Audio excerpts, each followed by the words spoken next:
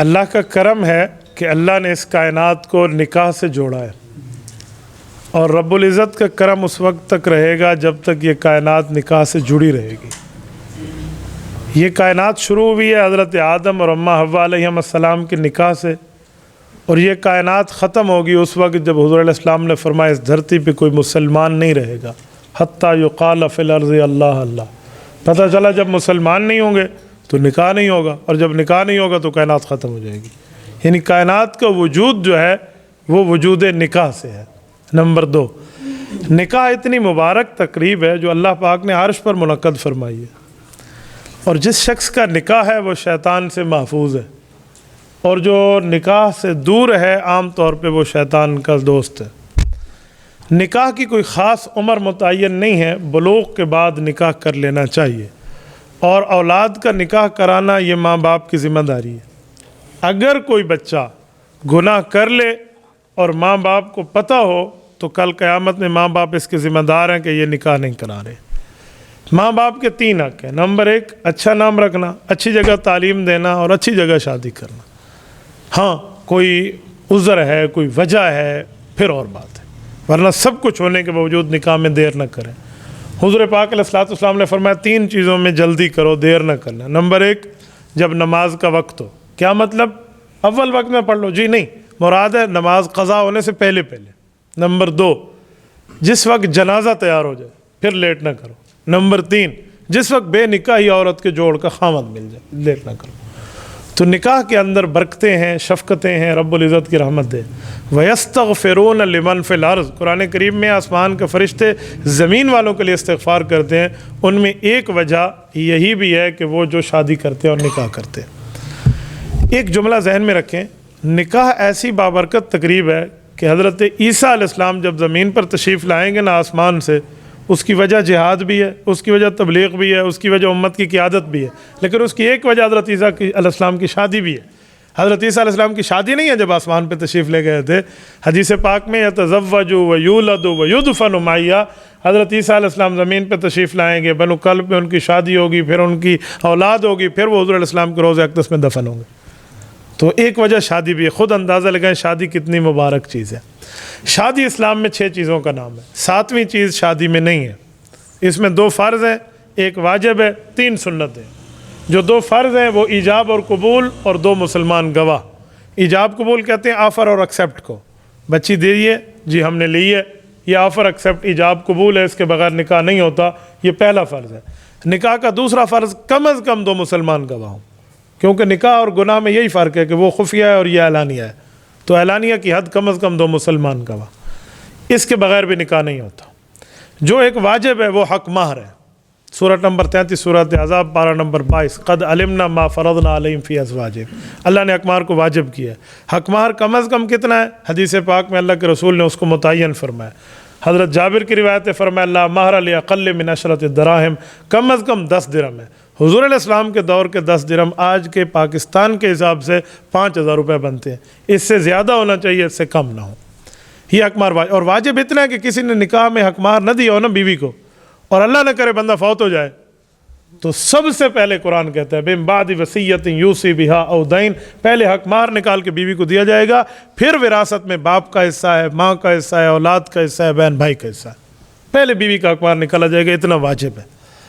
اچھا، آج کل لوگ بیویوں کو حق مہر معاف کراتے ہیں۔ معاف ایسے نہیں ہوتے جو لوگ کراتے ہیں، معاف کر دو جی معاف کر دو، نہ اس کو پتہ آتا ہے نہ میرا کتنا حق ہے، نہ اس نے اسے دیا ہے۔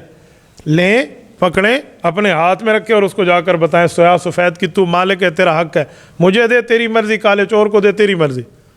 یوں اگر وہ معاف کر دے تو معاف ہوتا ہے، واپس کر دے، ورنہ معاف نہیں ہوتا۔ یہ زبانی کلامی۔ ایک بندہ مجھے کہنے لگا اگر ہم یوں جا کر دیں تو وہ کملیہ جو ولا لے سی، تو میں نے کہا پھر نہ معاف کرائے نا، پھر ان کو دے دیں، تو اسلام دینے کی بات کرتا ہے۔ اچھا، یہ واجب ہے۔ 3 سنتیں ہیں۔ نمبر 1 سنت، رسول اللہ صلی اللہ علیہ وسلم خطبہ نکاح پڑھتے تھے کھڑے ہو کر، یہ خطبہ نکاح سنت ہے۔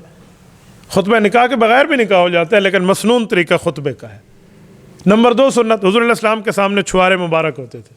حضور علیہ السلام چھوارے اٹھا کر آرام آرام سے لوگوں کے اوپر پھینک دیتے، یہ خوشی کا اظہار تھا۔ آرام سے پھینکے، یہ نہ ہو کہ کہیں دے آکھج بگاوے بندہ، تو یہ بھی سنت ہے۔ نمبر 3 دعوت ولیمہ سنت ہے، اور دعوت ولیمہ میں 2 باتیں ذہن میں رکھیں، ہمارے اندر دونوں کمی پائی جاتی ہے۔ نمبر 1 ہم ولیمہ اسی دن کرتے ہیں جس دن شادی ہے، شام کو ولیمہ ہے. یہ ولیمہ نہیں ہے. شب زفاف کے بعد ولیمہ سنت ہے، ایک رات گزرنے کے بعد. ٹھیک ہے، رخصتی کے بعد ولیمہ سنت ہے، پہلے ولیمہ نہیں ہے. وہ ایسے اللہ کے نام کی خیرات ہے.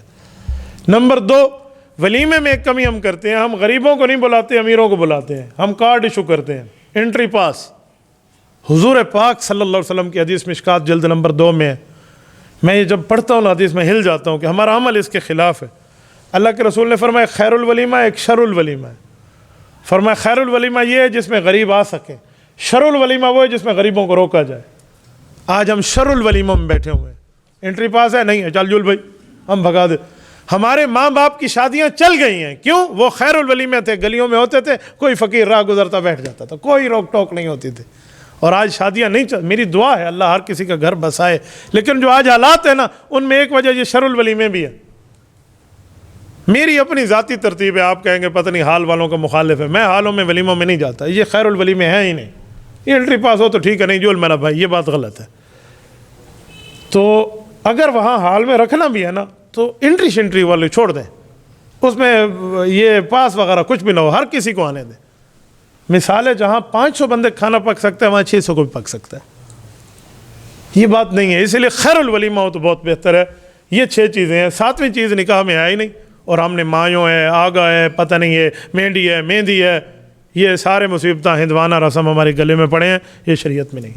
کتنا سادہ برکت نکاح ہے. اس جیسے نکاحوں کو دعائیں ہیں. میری دعا ہے اللہ پاک اس نکاح کو بھی قبول فرمائے. بھائی حماد آج اللہ کے فضل سے مفتی ہیں. مجھے وہ وقت بھی یاد ہے جب حماد میرے پاس تھے، میں نے ان کی پڑھائی کی وجہ سے کراچی کی جاب چھوڑی تھی. اس وجہ سے چھوڑی تھی کہ یار یہ بچے جو میرے پاس یہاں پڑھ رہے ہیں، میں کراچی جا رہا ہوں پڑھانے کے لیے.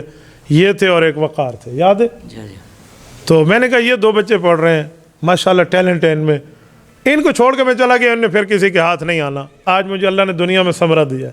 وہ شخص عالم بھی ہے، حافظ بھی ہے، مفتی بھی ہے. رب العزت نے تمام علوم اس میں جمع کر دیے ہیں. اللہ اس کی دنیا بھی بہتر کرے، آخرت بھی بہتر کرے.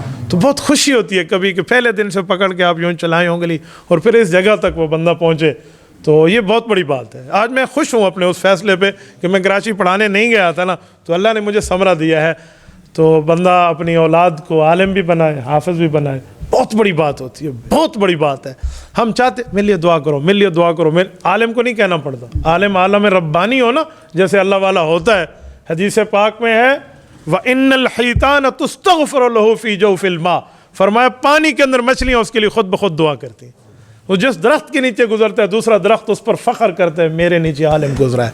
وہ جس جگہ سوتا ہے سونا اس کی دوسروں کی عبادت سے افضل ہو جاتا ہے. اسے دعاؤں کا نہیں کہنا پڑتا. تو اس سے سبق ملتا ہے. ہم اپنی اولادوں کو علم دین کی طرف متوجہ کریں. کالج یونیورسٹی پڑھائیں، ہم نے پڑھا ہے، پڑھانا چاہیے، کوئی منع نہیں ہے، لیکن انگریزی تہذیب نہ اپنائیں. اے کاف پا کے ہی کالج پڑھا نہیں سکتے، گٹے گلوچی ستر رکھ کے ہی کالج پڑھ سکتے ہیں. تو بس یہ ہے کہ بندہ انگریزی تہذیب نہ اپنائے. کالج یونیورسٹی کا نہیں مسئلہ، لیکن اصل اسلامی تعلیم ہے یہ بھی کریں. تبارك الذي نزل الفرقان على عبده ليكون للعالمين نذيرا.